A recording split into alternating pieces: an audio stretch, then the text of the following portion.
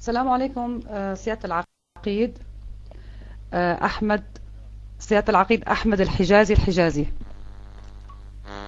إذا صحيح الاسم. عليكم السلام ورحمة هل الله. هل هل نطقت الاسم بشكل صحيح سيادة العقيد؟ حجازي بدون التعريف. بدون أوكي. حجازي تحياتي إلك. أنا عم بحكي معك الآن من غرفة روم، بيكون في إزعاج لك. ثواني بس. أول شيء مساء الخير إليكم ضيوفك الكرام، ونترحم على أرواح شهدائنا. تفضل كمل حديثك العقيد. زي أمهات الشهداء اللي لمسنا منهم، يعني بجد الثورة السورية كل صبر وكل وقار وتقبل شهادة أبنائهم بكل صبر رحب، وما في وحدة منهم إلا قالت إنه لو عندي إسا مزيد من الأبناء لقدمته في سبيل حرية الشعب السوري. شكرا كثير لك. أنا بدي أسألك السؤال لو سمحت، كيف هي المعنويات لدى الجيش السوري الحر؟ الحمد لله، لأنه ما في واحد شق عن جيش بشار الأسد إلا صدره مليء بالإيمان بحرية الوطن، بحرية المواطن.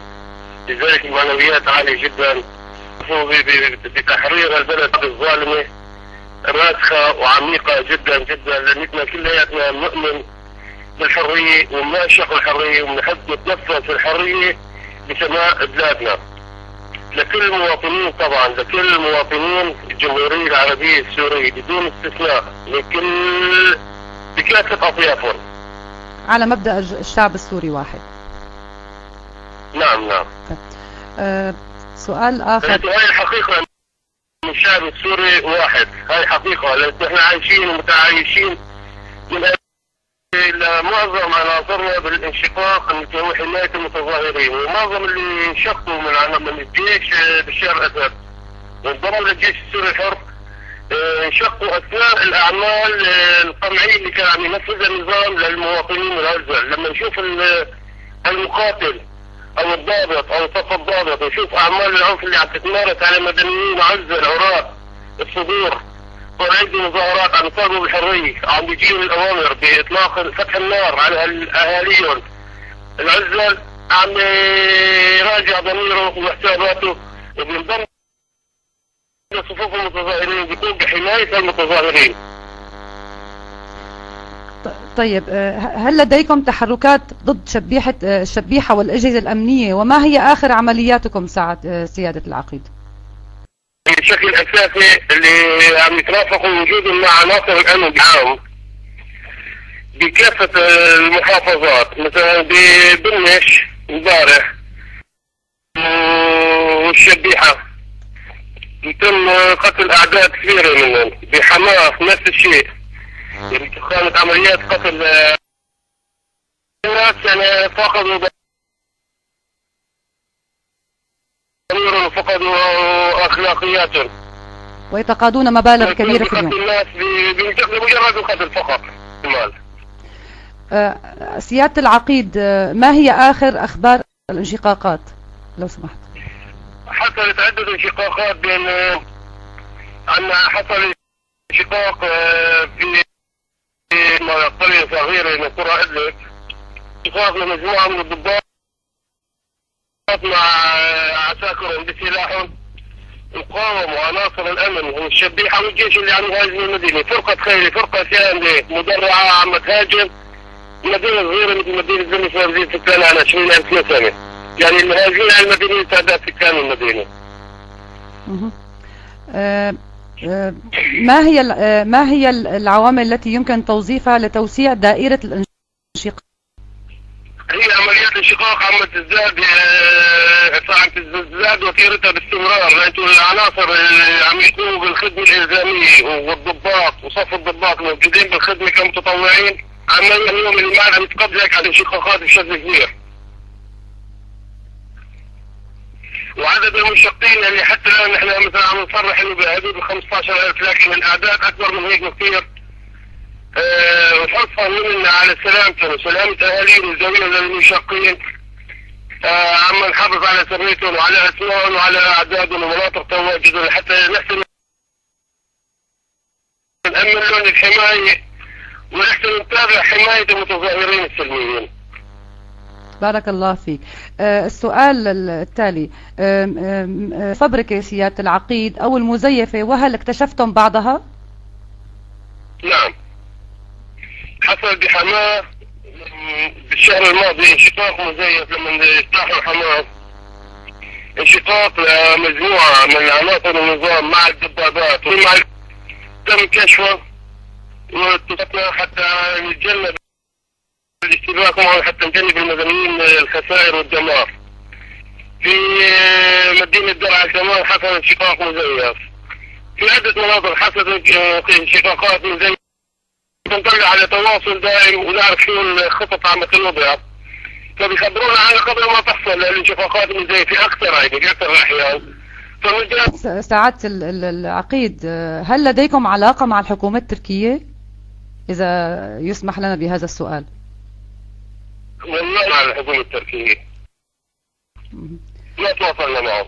طيب، إذا كان في سؤال كمان أيضا، نحن نتجرأ فقط لكي نطمئن على أهلنا في سوريا، وأنتم جزء من أهلنا في سوريا، وأنتم الحماية التي يعني نستمد بها منها قوتنا. كيف تحصلون على العتاد والذخيرة؟ هذا السؤال ممكن أربطه سعادة العقيد بكلام حكاه الأخ الياس حنا الآن، على تحصل على أسلحة بما أنه المنافذ مقفلة، فهذا جواب أريده منك على هذا السؤال لو سمحت. نحن شقينا من قلب الجيش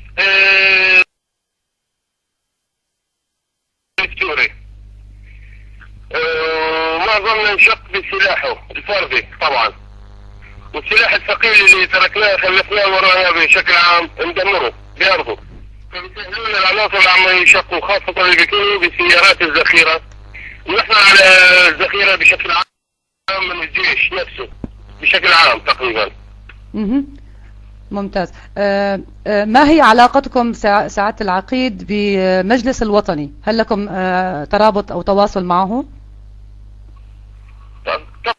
طبعا المجلس الوطني هو مجلس بيمثل الشعب العربي السوري، ونحن جزء من الشعب العربي السوري. أكيد.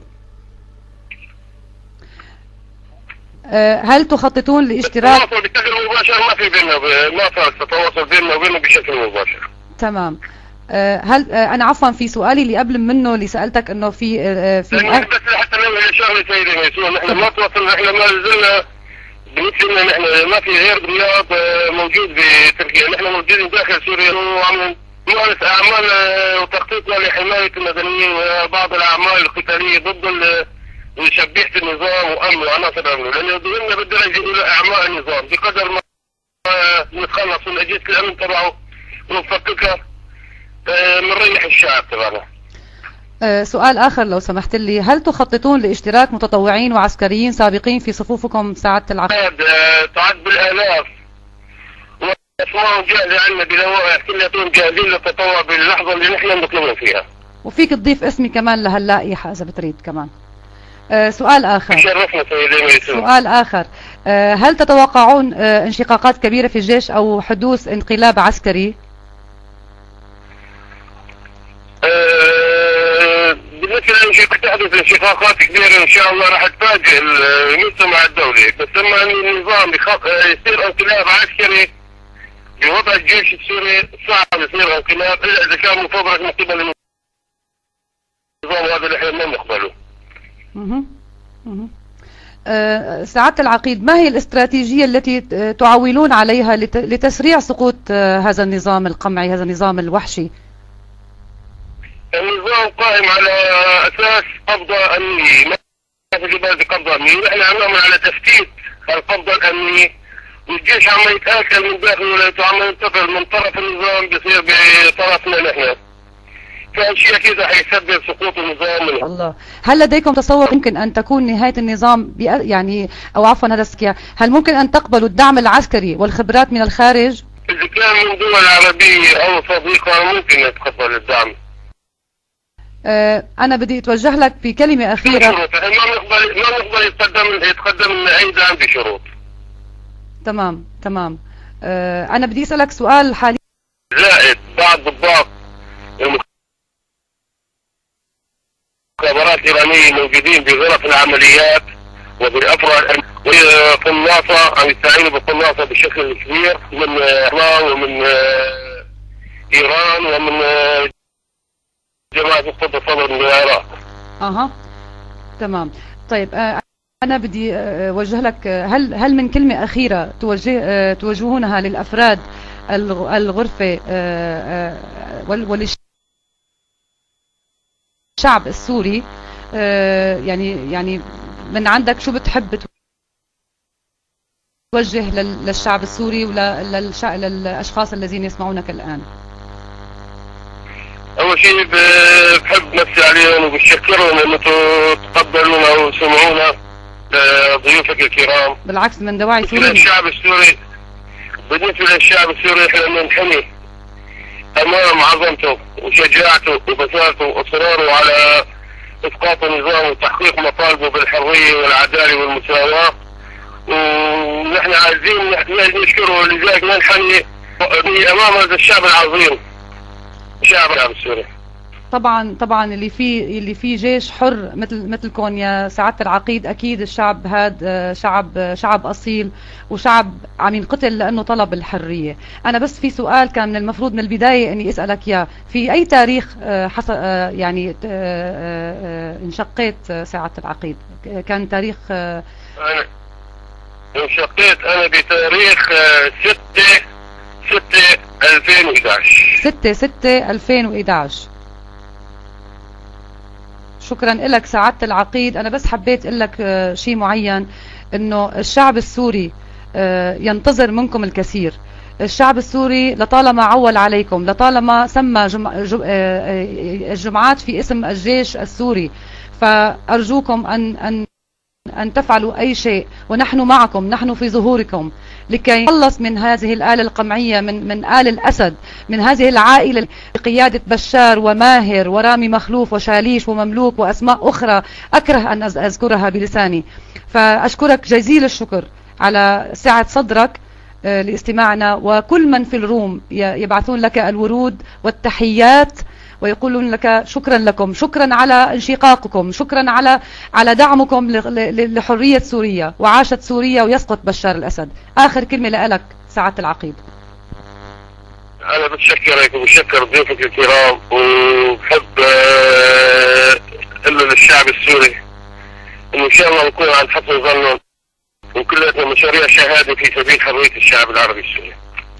ألف شكر لك، وتحياتي لك وتحياتنا الخالصة كمان للكلام اللي حكاه من شوي العقيد رياض الأسعد، نتمنى له جميعا لكم. الله يسلمك. السلام عليكم. السلام عليكم ورحمة الله وبركاته. وعليكم السلام ورحمة الله وبركاته. أتمنى أن أكون وفقت في هذا اللقاء. تفضل معكم المايك ساجد، يعطيكم العافية.